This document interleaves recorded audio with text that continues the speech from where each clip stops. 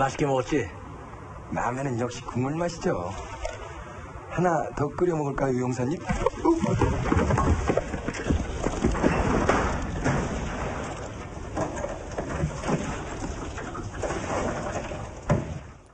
자, 화면에서 보신 배우, 여러 작품 속에서 유독 경찰 역할을 많이 했던 배우 박중훈 씨가 만취 상태로 운전을 한 혐의로 경찰에 붙잡혔습니다.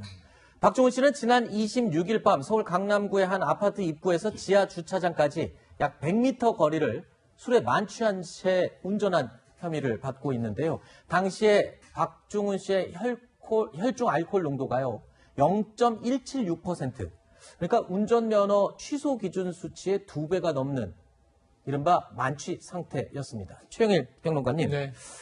자, 어떻게 된 겁니까? 그러니까 지금 이 박중훈 씨가 술을 마셨는데 네. 여러 사람이었던 것 같아요.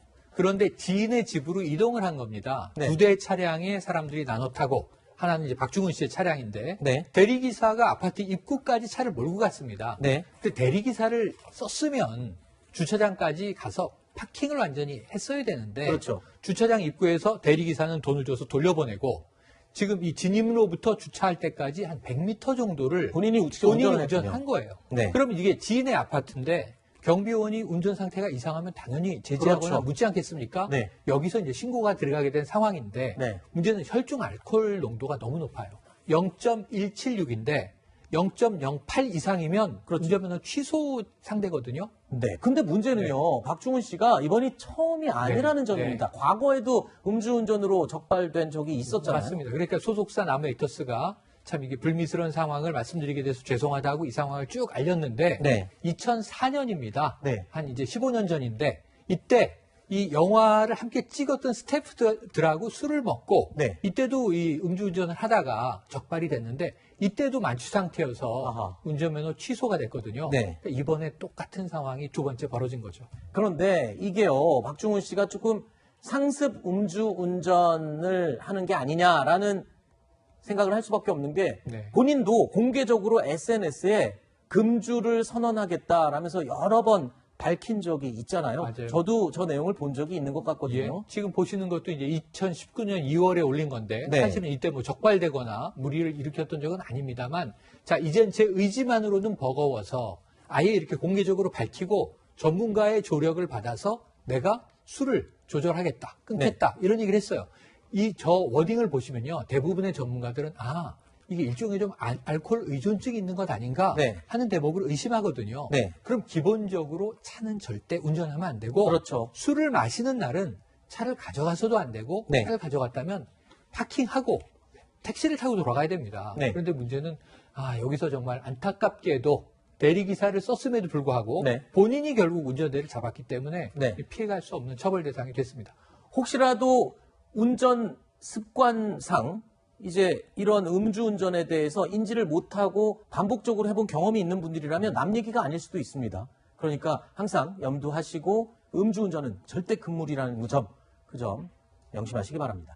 자, 그리고 음주운전 차량은요, 도로 위에 흉기라는 말이 있는데, 지난해 9월 인천의 을왕리 해수욕장 인근 도로에서요, 술에 만취한 채 벤츠 차량을 몰던 운전자가 오토바이로 치킨 배달하던 50대 가장을 치어 숨지게 한 사건, 여러분들 많이 기억하시죠? 당시에 보험사가요, 유족에게 지급한 보험금은 2억 7천만 원이었습니다. 음주운전을 한 운전자가 낸 비용은 하지만 300만 원 정도였습니다. 자, 이런 일이 가능한 이유는요, 음주운전이나 무면허 음주운전이라도 보험 가입자가 최고 150만 원 한도인 사고 부담금만 내면 보험사가 나머지 보장을 해주는 그런 규정 때문인데, 장 변호사님. 네.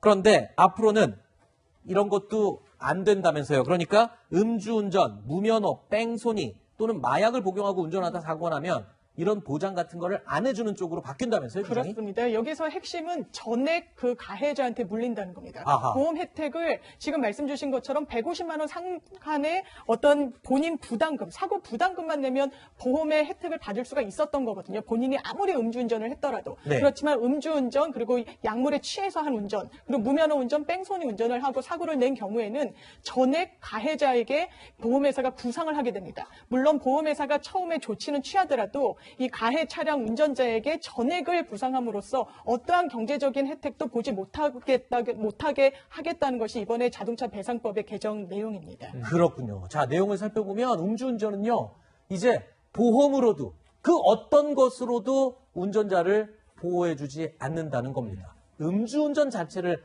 안 하면 되는 것이겠죠. 보험을 믿어서도 다른 어떤 거를 믿을 수도 없는 상황이 됐습니다. 자, 저희가 준비한 Q&A는 여기서 마치고요. 세 분은 인사드리겠습니다. 저희 다음 코너는 계속 있습니다. 채널 고정해 주시고요. 고맙습니다. 고맙습니다.